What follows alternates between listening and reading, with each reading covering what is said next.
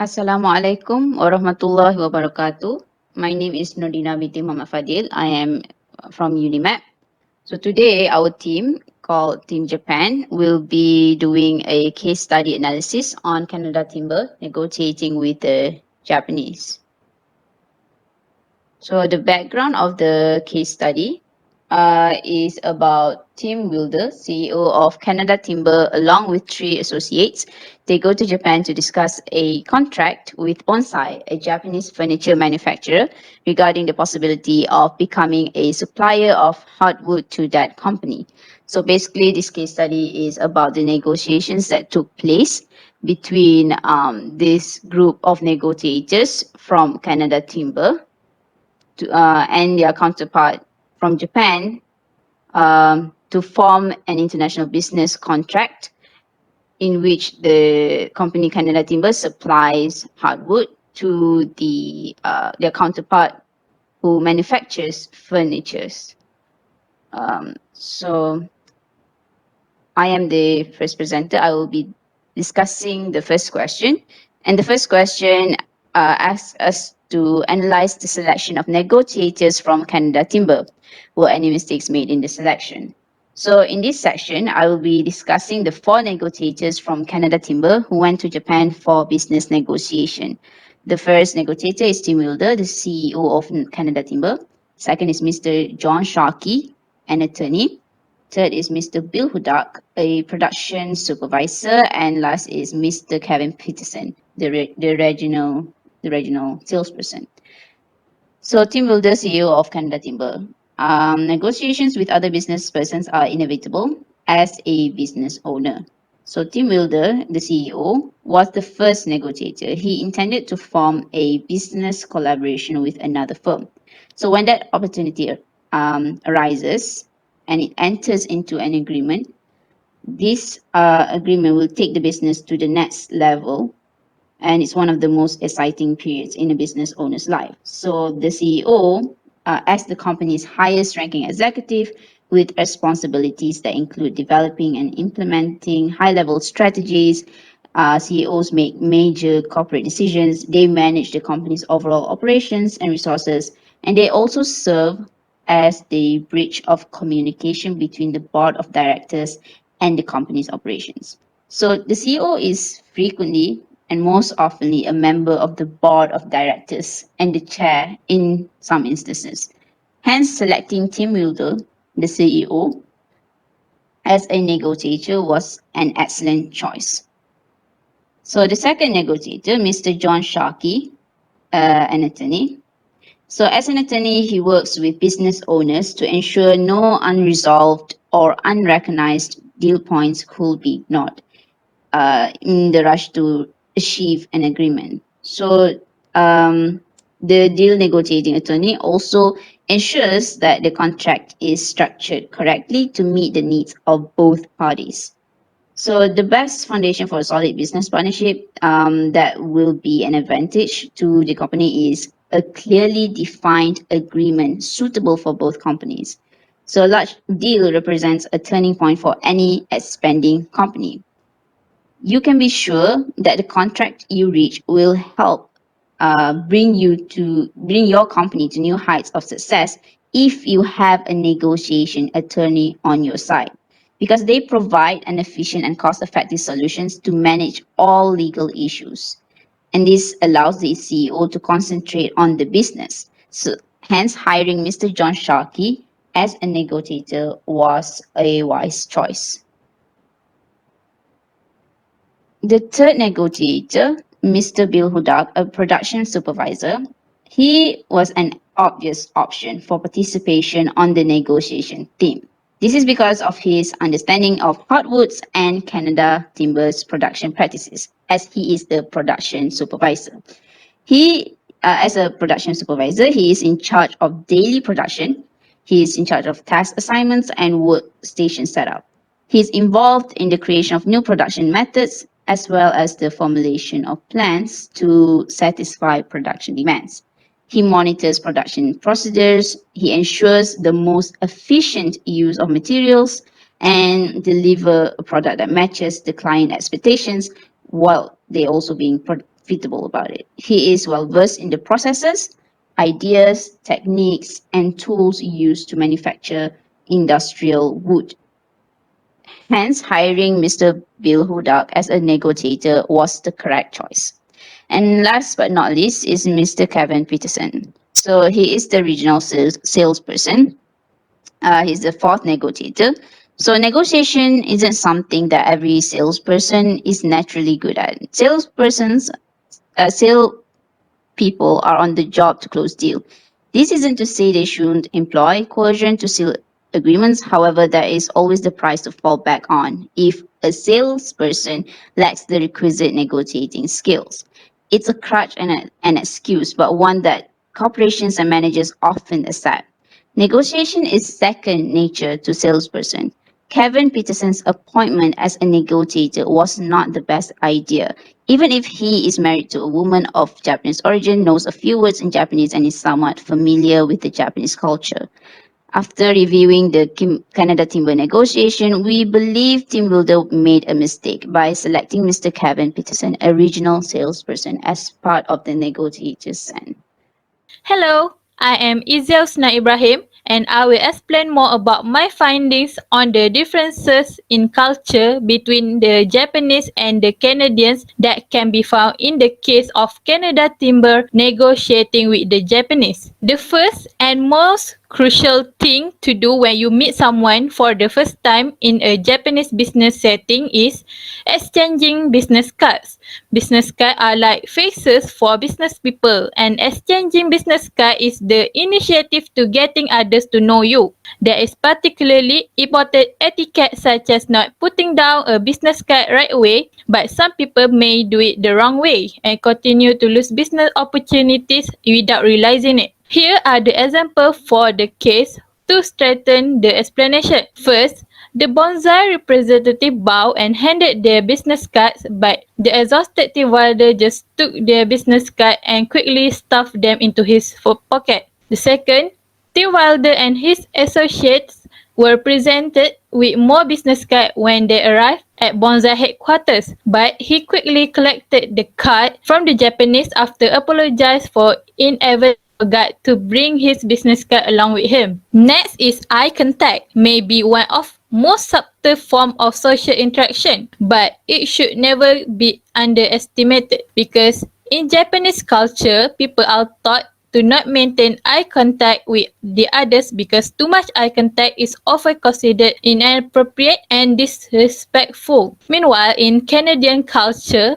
eye contact should be maintained directly to show one's sincerity, and neglecting to make eye contact during a conversation can signify disinterest or boredom. Tim Wilder and his attorney Johnny Sharkey were concerned that Mr. Kusushi never made good eye contact with them. That means Mr. Kusushi was not interested with their business. But the truth is that Mr. Kusushi does not want to be considered rude to his guests. The third, silence plays a much larger role in Japanese society than in many other countries. The rationale for this is that Japan, which is known as a high context communication culture, they take context under consideration far more. Silence is one among many non-verbal communications means the Japanese use to send and receive messages, intentions, feeling, or information. The Japanese not only use silence to avoid conflict, but can also use it to harm someone, send them a message, or to keep them at a distance. In this case, the executive of Bonsai did not know how to respond to the forward nature of the Canadians, as when pressed to make a commitment, the Japanese responded with silence, and the Canadians misinterpreted it as discomfort of the price and a negotiating tactic of the Japanese. Next, people are usually so accustomed to directness that it can be both surprising and confusing when others deviate from it. Yet, that is exactly what happened when working with people from other less direct cultures such as Japanese. For example, are incredibly careful with the way they communicate, especially when it comes to information that could be potentially threatening. As a result, the Japanese will often express things in far more indirect terms than someone in Canada would be accustomed to. The Canadians tend to be more direct than Japanese. They are more forward about their opinion and likely to say no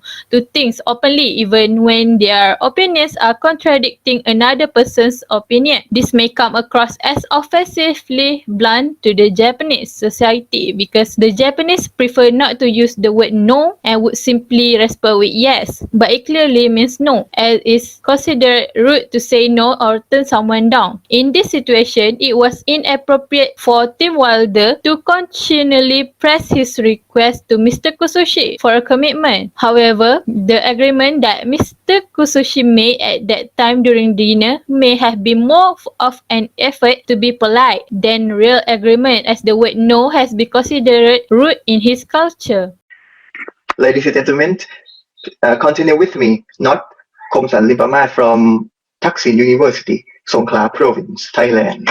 Okay. Question number 3 is using the WISE strategic framework propose the best negotiation strategy with appropriate step to produce more desirable outcome. Okay.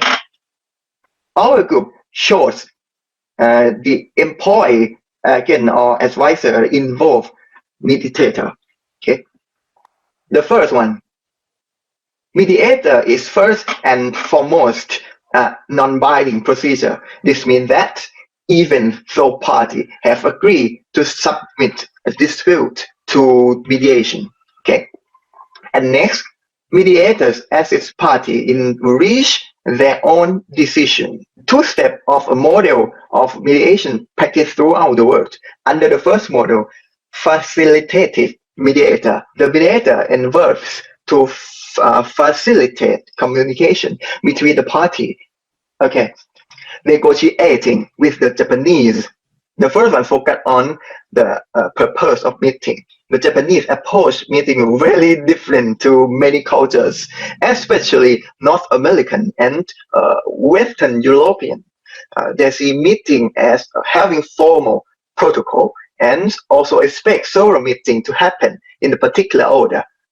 If you come from a country where you're expecting to get done in a single meeting, the Japan is going to be a wake-up call before you approach the negotiation.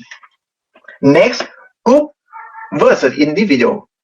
The Japanese are there for a group and work for the group benefit. If you plan to negotiate in Japan, you need to be prepared to meet lots of people from lots of positions in order to build consensus. The next one is phrase and being polite. The need to maintain harmony, especially in public, has a powerful influence over people in Japan, this especially through when it comes to a communication style, which can come across as polite to some and to others. Okay, and the Japanese go to extreme length to show respect and protect the feeling of other. Next. Okay, maybe it's a short technique. The first contact you make in a Japan organization will usually be involved in the whole negotiation process. They are a key person, so invest a little time in getting to know them. And next, the Japanese negotiate in team, okay? But this member of the team may change with every meeting as you meet people from different departments or with specific skill. Do your best to answer the question, to everyone's questions, okay? And next, do not push the Japanese to answer. Questions asked within a meeting are not invitation to come to some sort of conclusion about is there, and then questions are for information. Don't push people for answer your question. Next one, be patient when it's come to big decision. Decisions are rarely, if even made in an actual meeting. It's usually done beforehand and then a formally announcement in the meeting. So be patient when it comes to big decision, and remember to keep talking to people outside of the negotiation room. Okay. Next, do not put for flexibility.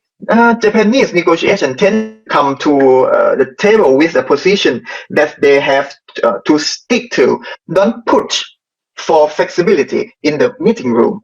This should be done outside the meeting room. Next, do not interpret this as time wasting. The Japanese like to take their time to go over point of many times to order and to avoid mistakes and to mitigate risk. Okay. Next, be prepared. Their due diligence means that once the Japanese are ready to go, they expect you to be ready to go too. The last one, invest time in relationship building. Okay, culture fit very important to the Japanese, so be prepared to invest time in relationship building. Okay, let's have a look on the key elements and negotiation implication.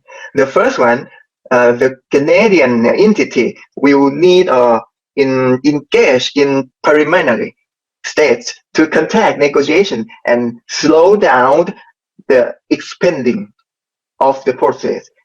If pushed too quickly, the Japanese may lose touch. And next, the Japanese prefer for formal business behavior, uh, giving the Japanese preference for more formal business behavior. Canadians choose respect their business partner's desire for formality and be respectful of their policy. Okay, the next one, Japanese negotiate slowly as they are building a relationship. Okay, it's sensitive of time link with the negotiation goals. Japanese negotiate slowly as they are building a relationship with their business partner. Canadian that disregard this aspect of the Japanese negotiating style and likely to run to the barriers throughout the process. The last one, the Japanese are highly risk averse. Canadians are open to risk, while the Japanese are high risk averse.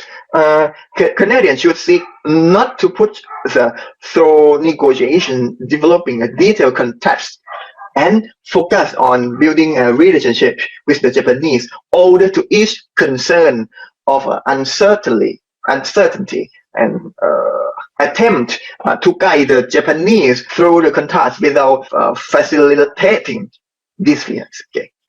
In conclusion, the business world features a different culture and is not similar to the mainstream culture. Apart from the language, business etiquette must be learned in dealing business with other countries. It is not sufficient in business for a foreigner to understand the general culture of the client or target customer, but it is important to gain an understanding of the business culture. There are some noticeably differences between the Japanese and the Canadian business culture in this case, but both parties were trying so hard to negotiate with their own ways without knowledge about the other party's culture. Based on which strategic framework, the best strategy for the negotiator to deal with the counterpart is employ an agent or advisors for unilateral strategy or bring in a mediator for joint strategy in order to obtain the contract so that both parties are satisfied because both the Canadian and the Japanese have low familiarity with each other's culture. That's it. Thank you.